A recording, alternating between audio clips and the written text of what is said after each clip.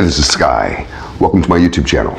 Saturday night, I'm just chilling, watching UFO videos, something I like to do. We haven't talked about UFOs since last month, and we talked about, I think it was right around New Year's, we talked about that Miami Mall alien sighting. And they said it was some sort of shadow creatures or whatever. I'm still on the fence with that. I don't know about the Miami Mall sighting, but we talked about that. Well, right after the Miami Mall thing, we had this Jellyfish UFO footage that came out, released by the government.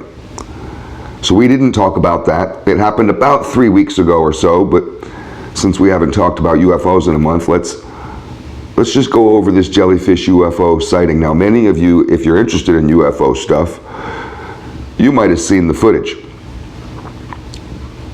A couple minutes long. And it's really, really fascinating. It's really weird. I don't know what this fucking thing is. It's some sort of mechanical creature.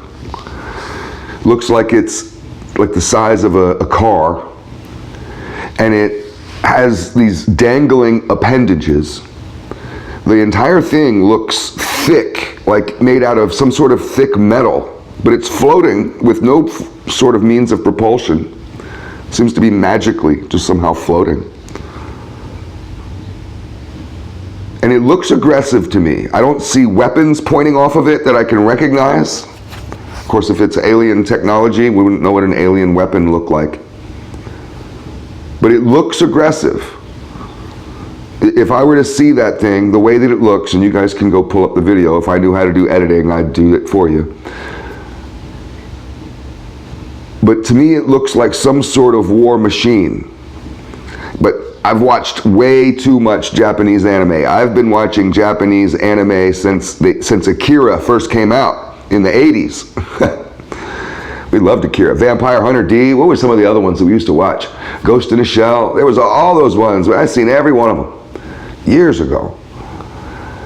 And in that post-apocalyptic genre of Japanese anime, there's often these mechanical, robotic war machines. This reminded me of something like that. I wonder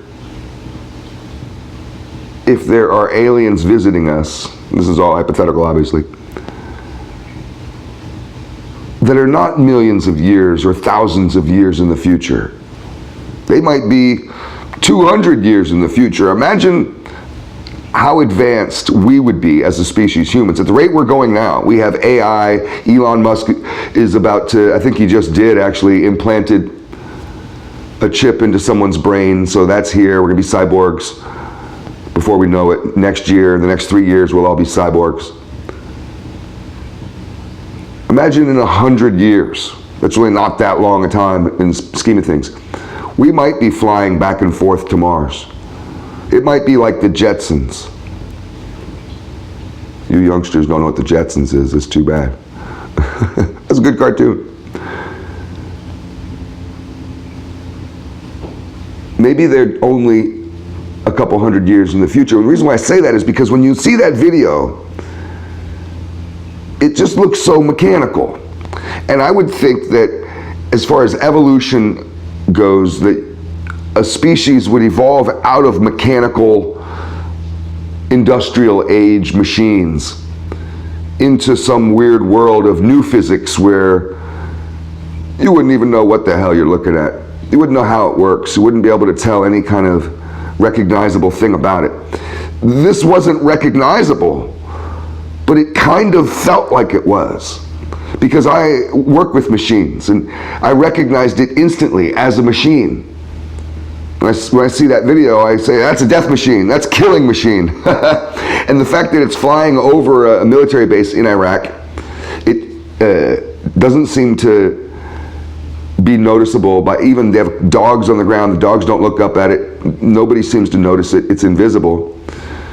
But it's this giant metal killing machine. I'm sure that's what it's for. I mean, how would I know? It flies all the way across the base. often in like a 4-minute video. And then there's an extended version which goes for like 17 minutes, and the thing goes out over a body of water. I think it's like a lake or something nearby. It dives into the water without a splash, and then after some time it shoots out of the water into outer space and it's gone. So that's the Jellyfish UFO sighting. It's all military footage. Wonder who shot this footage. It's, what do they call those cameras that do the footage on the military bases? You military guys, is it Allstat? But it's one of these cameras that, whether it's on a drone or in a fixed position, but it's surveying the military base, and it has all kinds of radar. And it just somehow, by luck, picked this thing up. One interesting aspect of this with the radar is the Jellyfish UFO creature, whatever it is, in the footage, and you'll see it changes from light to dark. It's not changing colors, it's changing its heat signature. So it's getting hotter and colder, possibly to throw the radar off. And on a couple times, the radar is tracking the UFO, and then it loses it, and then it'll pick it up again, which implies to me that this thing is somehow jamming the radar.